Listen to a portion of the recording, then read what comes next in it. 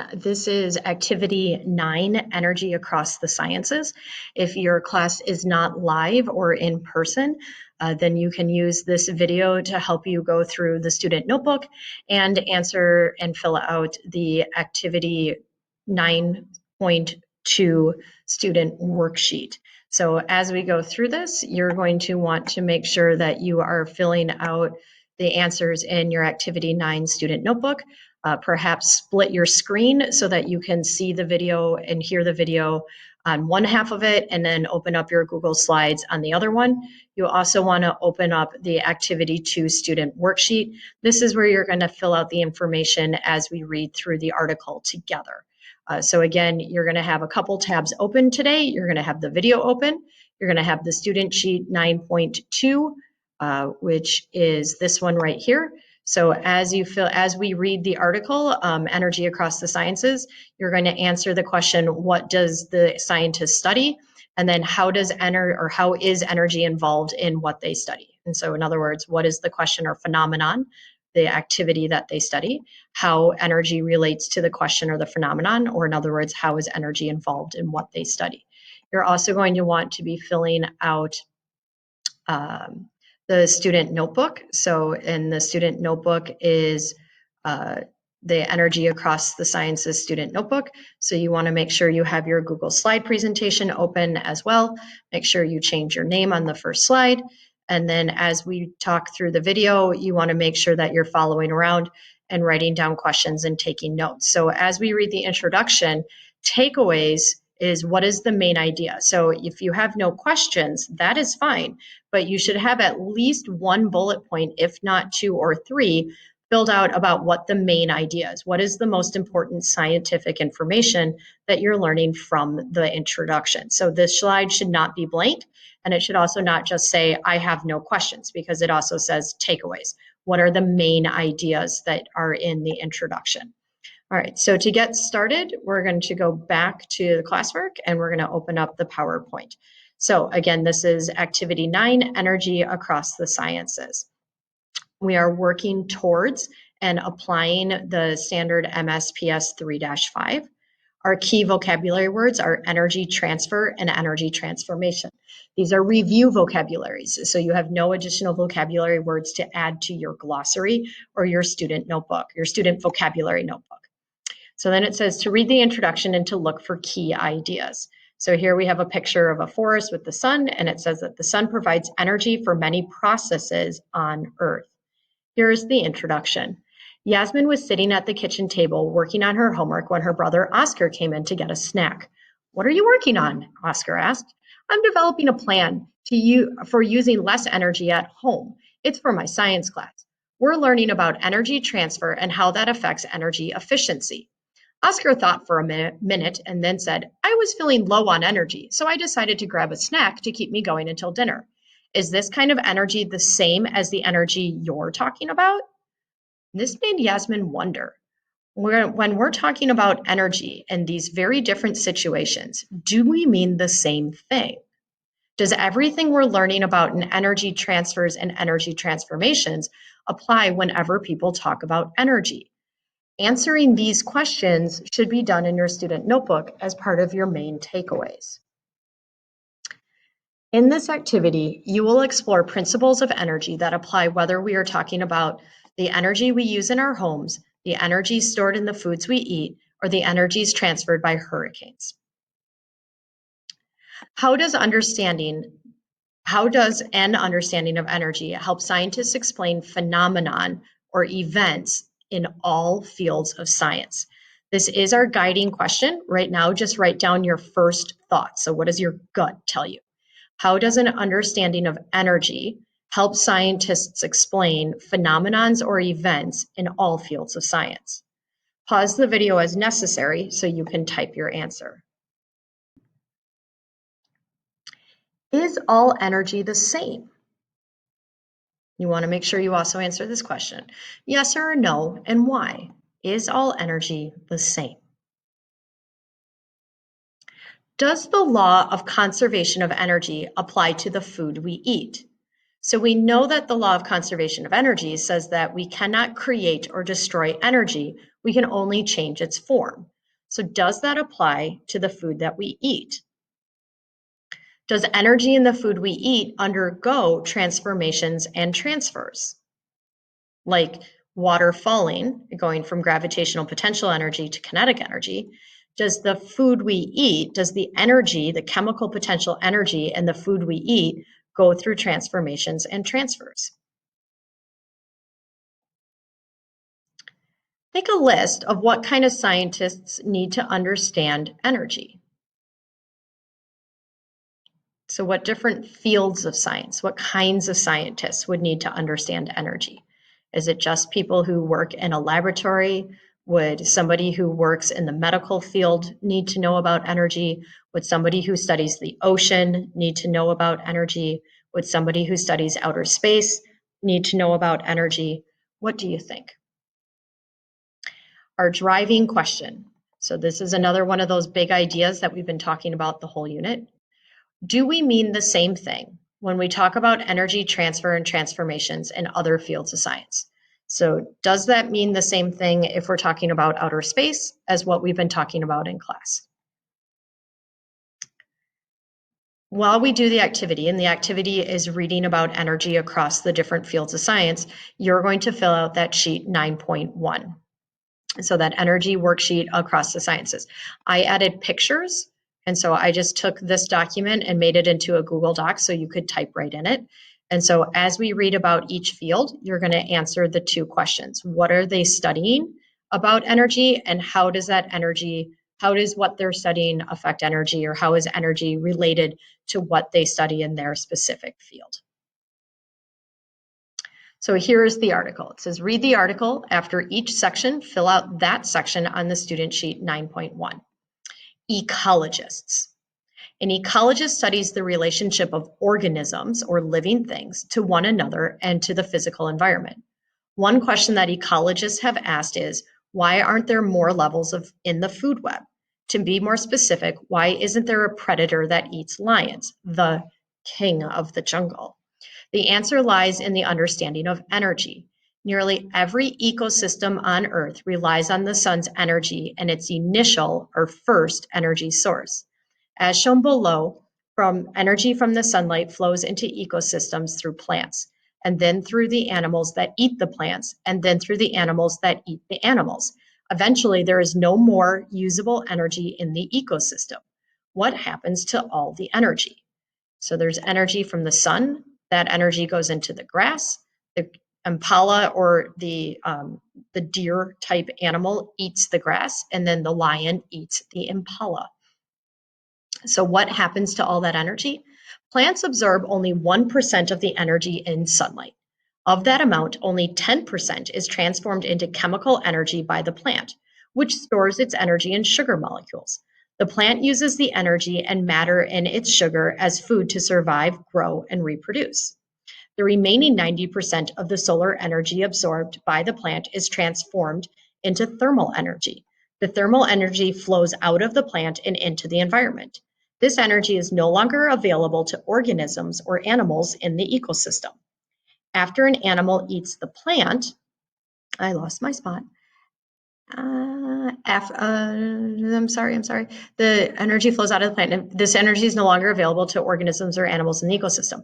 After an animal eats the plant, only 10% of the energy stored in the plant is transformed into chemical energy stored in the animal.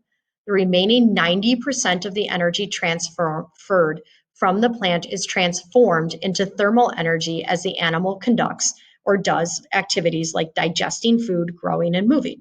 This thermal energy flows out of the food web and is transferred into the environment. This pattern continues until it reaches the top level of the food web in the ecosystem, at which point there is not enough energy stored to support any additional layers or levels. Cell biologists and biochemists. Cell biologists and biochemists investigate questions about how cells function. Many chemical reactions take place in cells. One set of questions relates to how the body gets and uses energy. You probably know that you use energy from food to move. You also use energy from food to grow and to fuel reactions that build muscles, bones, and other parts of your body. Biochemists can measure the energy stored in food and ask questions about how that energy is transformed into a form your body can use. To answer these questions, cell biologists and biochemists track what happens to the energy and matter in food as it is broken down in your body. They have learned that a complex set of chemical reactions makes the energy stored in food available for your cells to use. The energy you get from food is a type of chemical potential energy stored in the sugars and other substances or things in the food. Biochemists study each step of the chemical reactions that convert or change the stored energy in food into usable energy. Cell biologists study the part of the cells where these reactions happen. Chemists know that there are energy transformations anytime the substances in your body undergo chemical reactions that change them into different substances. Energy is released from the reactions that break down food. Energy is used whenever your body makes new substances, like muscle proteins. So cell biologists and biochemists think about the role of energy in all of its reactions that take place in your body. So here's a picture of people running, and it says energy in food provides fuel for people. Geologists. Geologists investigate how and why Earth's surface changes over time. Earth's surface can change suddenly, such as during an earthquake or when a volcano erupts. It also changes gradually or slowly, such as when a river flows on the surface and cuts through the land to form a canyon. Energy makes all of these changes happen. One question that geologists have asked is, what energy sources drive the geological processes that change Earth's surface? Earth has two main energy sources: Earth's hot interior, which is the energy stored within the Earth, or known as geothermal energy, and energy from the sun. Energy transferred from Earth's hot interior drives the geological processes that form large mountain ranges, active volcanoes, wide valleys, and deep trenches. Thermal energy from the sun is transferred to the Earth's surface and drives other geological processes, in particular, those that involve water. When energy is transferred to liquid water on Earth's surface, the liquid water changes state to water vapor and evaporates into the atmosphere. The water vapor rises higher into the atmosphere where the surrounding air is cooler or colder. The water vapor transfers energy to the cooler air and condenses back into liquid water.